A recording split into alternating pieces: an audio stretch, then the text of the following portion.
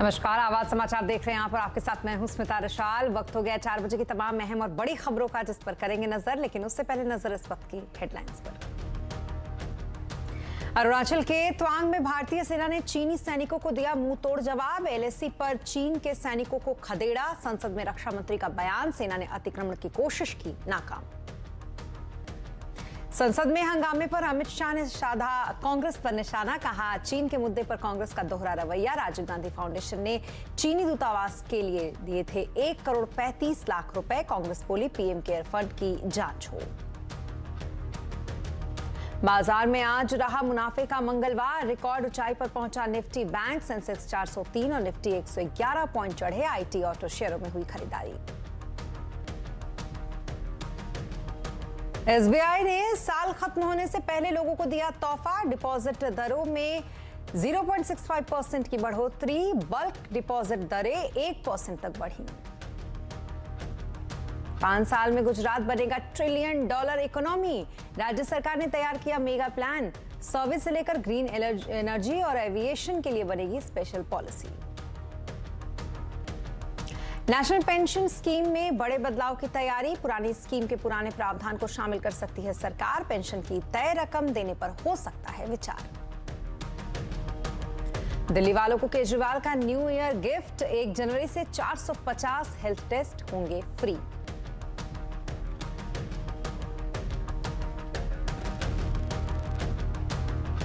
और बुलेटिन में सबसे पहले बात करेंगे अरुणाचल के तवांग में चीन को मुंह तोड़ जवाब देने की।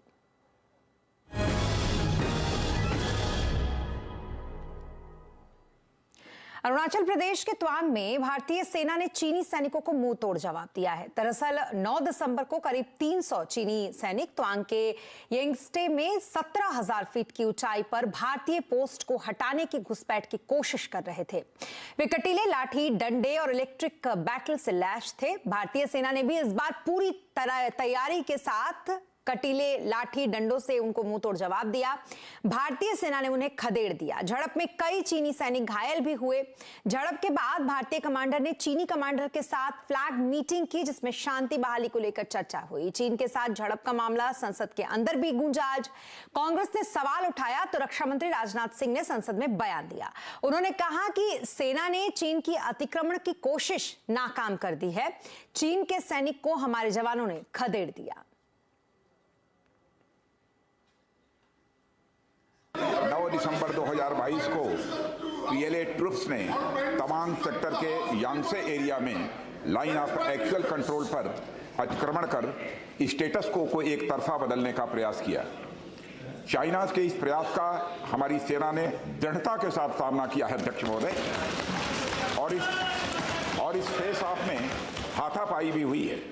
भारतीय सेना ने बहादुरी से पीएलए को हमारी टेरिटरी में अतिक्रमण करने से रोका और उन्हें उनकी पोस्ट पर वापस जाने के लिए मजबूर कर दिया अध्यक्ष महोदय। इस झड़प में दोनों ओर के कुछ सैनिकों को चोटें भी आई हैं और मैं इस सदन को अवगत कराना चाहता हूं कि हमारे किसी भी सैनिक की न तो मृत्यु हुई है और न ही कोई गंभीर रूप से घायल हुआ है। इंडियन मिलिट्री कमांडर्स के टाइमली इंटरवेंशन के कारण पीएलए सोल्जर्स अपनी लोकेशंस पर वापस चले गए अध्यक्ष महोदय।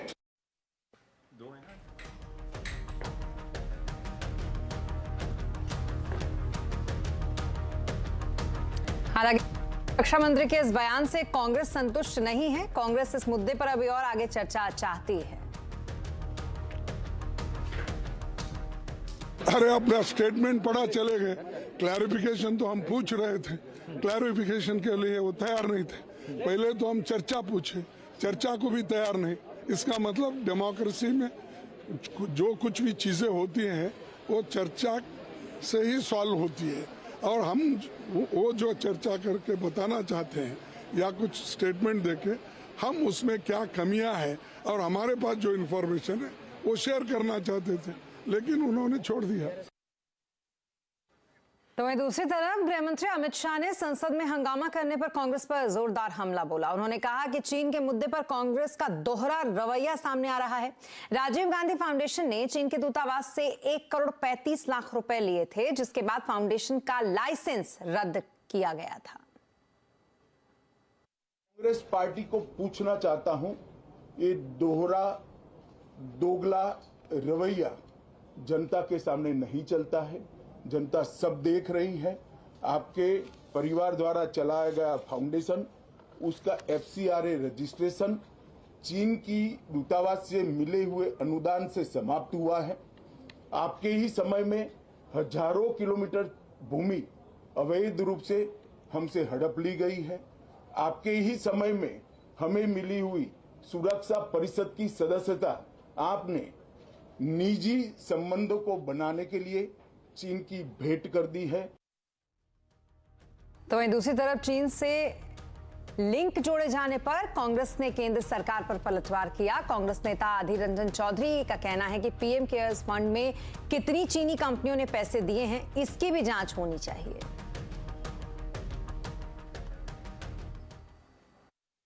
गृह मंत्री वो खुद क्या रक्षा मंत्री है? ये रक्षा मंत्री हिंदुस्तान को वो खुद को रक्षा नहीं कर पा रहे हैं। बात तो क्या है? तो छोड़ दे रक्षा मंत्री वो कुर्सी और गृह मंत्री को दोनों कुर्सी दे दिया जाए। एक बार पीएम केयर्स फंड को जायजा लिया जाए। ये पीएम केयर्स फंड में जो पैसा दिए हैं, जो चंदा दिए हैं, उनका जो सूची निकाला जाए और देखा जाए कितने चीनी कंपनियों ने इसमें चांदा डाले हैं। और भारतीय सैनिकों ने चीन की साजिश को कैसे की नाकाम और चीन का गेम प्लान कैसे किया फेल, आज आवाज अड्डा में इसी पर करेंगे चर्चा शाम 7:57 पर। और आज 13 दिसंबर 2001 को संसद पर हुए आतंकी हमले के 21 साल पूरे हो गए। इस मौके पर हमले में शहीद हुए सुरक्षा जवानों को प्रधानमंत्री मोदी ने श्रद्धांजलि अर्पित की। इसके अलावा उपराष्ट्रपति जगदीप धनखड़ और लोकसभा अध्यक्ष ओम बिरला ने भी शहीदों को श्रद्धांजलि अर्पित की। 21 साल पहले आज के ही दिन आतंकवादी संगठन जैश-ए-मोहम्मद के 5 आतंकवादियों ने शीतकालीन सत्र के दौरान संसद को निशाना बनाने की कोशिश की थी। जवानों ने उनके मंसूबों को नाकाम कर दिया था। इस हमले में 9 जवान शहीद हो गए थे। सुरक्षा कर्मियों ने 5 आतंकवादियों को उस समय मार गिराया था।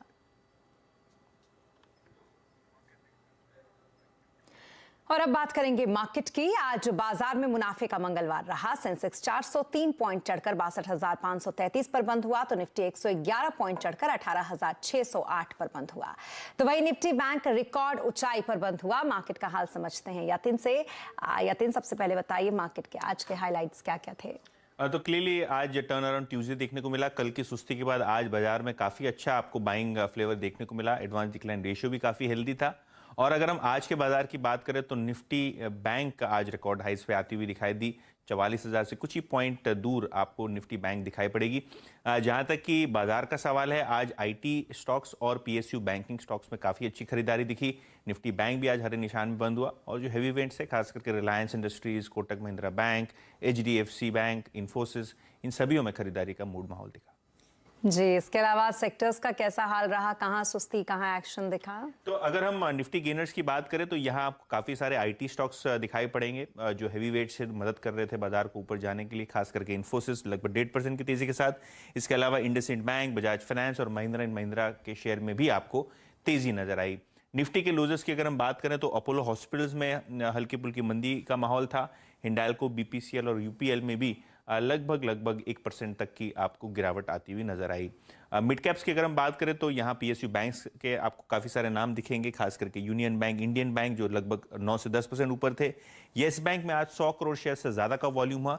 ये शेयर में भी आपको 14% की तेज़ी दिखी। और वायदे बाजार में सबसे टॉप गेनर आपको टाटा कम्युनिकेशंस दिखाई दिया। लगभग 7-8% की तेज़ी यहाँ थी। लूजिंग एंड पे अगर हम बात करें तो आपको दिखाई पड़ेगा एस्कॉर्ट्स कुबोटा, लगभग 2-2.5% की गिरावट यहाँ। लॉरस लैब, डॉक्टर लाल पैथ लैब और दालमिया भारत जैसे स्टॉक्स में थोड़ी बहुत मुनाफा वसूली का माहौल रहा। जी, बहुत शुक्रिया तमाम मार्केट अपडेट के लिए आपका यतिन। तो ये तो रहा मार्केट का हाल। और अब से महज 24 घंटे के बाद लगने वाला है देश के दिग्गज म्यूचुअल फंड विजनरीज का महामेला, जिसमें शामिल हो रहे हैं नवनीत मनट, श्रीकांत नडेला, नीलेश शाह या राधिका गुप्ता जैसे दिग्गज। आप भी मुंबई में 14 दिसंबर शाम 3:30 बजे शुरू हो रहे इस महा इवेंट का हिस्सा बन सकते हैं। तो आज ही अपना नाम रजिस्टर कराएं मनी कंट्रोल IMFsummit.com पर।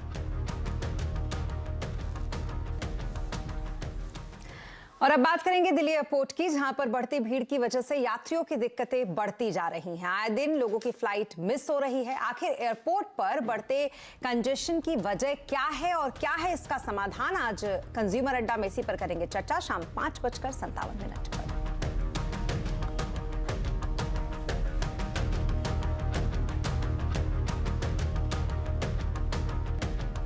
और बात अब एसबीआई की। एसबीआई ने अपने ग्राहकों को नए साल का तोहफा पहले ही दे दिया। एसबीआई ने फिक्स्ड डिपॉजिट दरों में बढ़ोतरी कर दी है। नई ब्याज दरें 2 करोड़ से कम के फिक्स्ड डिपॉजिट पर लागू होंगी। अब एसबीआई में एफडी पर 3% से लेकर 6.75% तक ब्याज मिलेगा। ये दरें आज से ही लागू हो गई हैं। आरबीआई के रेपो रेट बढ़ने के बाद एसबीआई ने डिपॉजिट दरें बढ़ाने का फैसला किया है। एसबीआई के अलावा कोटक महिंद्रा बैंक और यस बैंक ने भी डिपॉजिट दरों पर ब्याज दरें बढ़ाई हैं। सरकार नेशनल पेंशन स्कीम में बदलाव करने पर विचार कर रही है। सीएनबीसी आवाज को मिली एक्सक्लूसिव जानकारी के मुताबिक सरकार पुरानी पेंशन के कुछ प्रावधानों को भी इसमें शामिल कर सकती है। पूरी खबर जानने के लिए चलते हैं लक्ष्मण रॉय जी के पास। लक्ष्मण जी बताएं, सरकार नेशनल पेंशन स्कीम को लेकर क्या कुछ प्लान कर रही है, क्या खबर है आपके पास? देखिए, जिस तरीके से ओल्ड पेंशन स्कीम को हटाया गया और नई पेंशन स्कीम को या नेशनल पेंशन स्कीम को लाई गई, उसके बाद जो आलोचना हुआ, आलोचना तक तो सरकार ठीक थी, लेकिन अब पार्टी के भीतर और राजनीतिक दबाव काफ़ी ज़्यादा बढ़ता जा रहा है कि नेशनल पेंशन स्कीम में या तो बदलाव करिए या फिर ओल्ड पेंशन स्कीम को लागू करिए दोबारा से। और ये दबाव अब जाकर और ज़्यादा बढ़ गया है। जब हिमाचल प्रदेश में हार हुई तो समीक्षा के दौरान ये पता चला कि दरअसल ये एक बड़ी वजह थी हिमाचल प्रदेश में हार की। तो अब सरकार धीरे धीरे इस बात के तरफ बढ़ रही है कि नेशनल पेंशन स्कीम, जो न्यू पेंशन स्कीम है, उसमें बदलाव किए जाए। हालांकि पुरानी स्कीम को वापस लाने की संभावना कम दिख रही है, क्योंकि वो फिर वापस यूटर्न कहलाएगा। तो सरकार फेस सेविंग एक्सरसाइज के तौर पर कि नेशनल पेंशन स्कीम लागू रहे, लेकिन जो मांगे आ रही हैं कर्मचारी, सरकारी कर्मचारियों की तरफ से, उनके संगठनों की तरफ से, उसको नेशनल पेंशन स्कीम में शामिल किया जाए। तो ओल्ड पेंशन स्कीम की जो खासियत है कुछ, उसको सरकार कुछ मामूली फेरबदल के साथ नेशनल पेंशन स्कीम में ला सकती है। मिसाल के तौर पर ओल्ड पेंशन स्कीम में अंतिम जो सैलरी मिलती थी उसका 50% तक फिक्स्ड पेंशन होता था। तो उस तरह का कुछ फिक्स पेंशन जैसी व्यवस्था यहाँ पे सरकार कर सकती है। साथ ही साथ डीए जैसी व्यवस्था या फिर pension scheme, old pension scheme को और जो खासियत है जो कर्मचारी संगठन मांग कर रहे हैं, उसकी समीक्षा की जाएगी और फिर एक मसौदा तैयार किया जाएगा। और मुझे लगता है कि सरकार इस पर जल्द फैसला लेगी। हालांकि शुरुआती स्तर पर है, अभी सिर्फ एक सैद्धांतिक सहमति की तरह सरकार बनी है कि नेशनल पेंशन स्कीम में ओल्ड पेंशन स्कीम की खासियत को लाएंगे। कौन कौन सी खासियत किस रूप में आएगी अभी वो तय नहीं हुआ, लेकिन एक अच्छी खुशखबरी ये है कि नई पेंशन स्कीम या नेशनल पेंशन स्कीम में भी आप कुछ ऐसी चीजें देखेंगे जो पेंशन धारक को राहत मिलती हुई दिखेगी। जी, आप बने रहे हमारे साथ लक्ष्मण जी, आगे भी आपसे जुड़ेंगे। लेकिन फिलहाल दर्शकों को ये बता दें कि केजरीवाल सरकार ने पहले ही अपनी जनता को एक तोहफा दिया है। दिल्ली में मोहल्ला क्लिनिक और सरकारी अस्पतालों में 450 टेस्ट मुफ्त में होंगे। 1 जनवरी से ये फैसला लागू होगा। पूरी जानकारी के लिए एक बार फिर चलते हैं लक्ष्मण रॉय जी के पास। लक्ष्मण जी बताएं, ये जो तोहफा है केजरीवाल सरकार के द्वारा जो अपनी जनता को दिया जाना है। दरअसल स्वास्थ्य विभाग ने जो दिल्ली सरकार का, उसने फैसला लिया है कि 1 जनवरी से 450 टेस्ट जो मेडिकल टेस्ट होते हैं पैथ लैब वगैरह में, उसको मुफ्त मुहैया कराए जाएंगे। हालांकि 212 टेस्ट पहले से मुफ्त मुहैया कराए जा रहे हैं, अब इसकी संख्या बढ़ करके 450 हो जाएगी। ब्लड टेस्ट हो, यूरिन टेस्ट हो या फिर इस तरह के जो भी पैथ लैब में टेस्ट होते हैं वो सुविधा मुफ्त में दी जाएगी। ये मुफ्त सुविधा मोहल्ला क्लिनिक में आने वाले जो मरीज होंगे उनको दी जाएगी या फिर दिल्ली सरकार के अस्पतालों में जो मरीज आएंगे उनको दी जाएगी। अगर मोहल्ला क्लिनिक या दिल्ली सरकार के अस्पताल में टेस्ट की सुविधा नहीं होगी तो निजी अस्पताल या निजी पैथ लैब में जाकर के मरीज अपना टेस्ट करा सकेंगे और वहां पर उनको ये पैसा नहीं देना पड़ेगा। सरकार उस पैथ लैब को ही अपनी तरफ से उसकी भरपाई कर देगी और ये सुविधा जो है ये दिल्ली वालों के लिए होगी और 1 जनवरी से लागू होगी। जी, बहुत शुक्रिया तमाम डिटेल्स के लिए आपका लक्ष्मण जी। और यहाँ रुकेंगे एक छोटे से ब्रेक के लिए, लेकिन जल्द होंगे हाजिर। आप बने रहें हमारे साथ।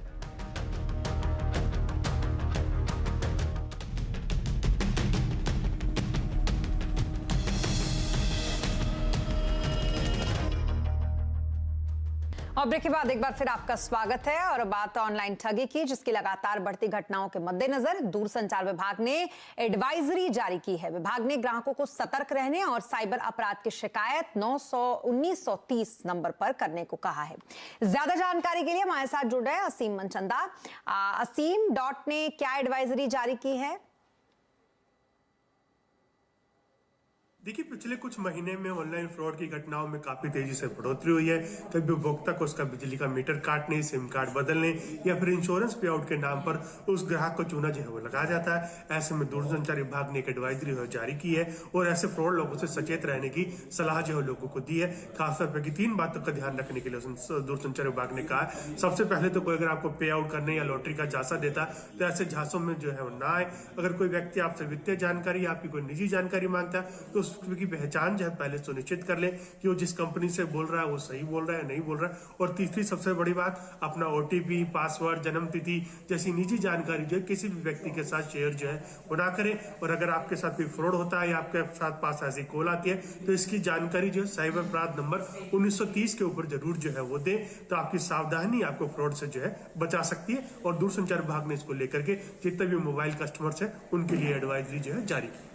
जी, बहुत शुक्रिया तमाम डिटेल्स के लिए आपका असीम। और प्रधानमंत्री नरेंद्र मोदी पर विवादित बयान देने वाले कांग्रेस नेता राजा पटेरिया को आज सुबह गिरफ्तार कर लिया गया। इसके बाद उन्हें पन्ना की जिला कोर्ट में पेश किया गया, जहां से उन्हें 14 दिनों की न्यायिक हिरासत में भेज दिया गया। इस बीच पटेरिया को अब कांग्रेस ने भी कारण बताओ नोटिस जारी किया है। उनसे 3 दिन के अंदर जवाब देने को कहा गया है। दरअसल राजा पटेरिया ने 11 दिसंबर को एक सभा में कहा था कि अगर लोकतंत्र को बचाना है तो मोदी की हत्या को तत्पर रहो, इन द सेंस हराने का काम करो। उनके इस बयान का वीडियो सोशल मीडिया पर वायरल होते ही सियासी पारा गर्म हो गया। और इसी के साथ इस बुलेटिन में फिलहाल इतना ही।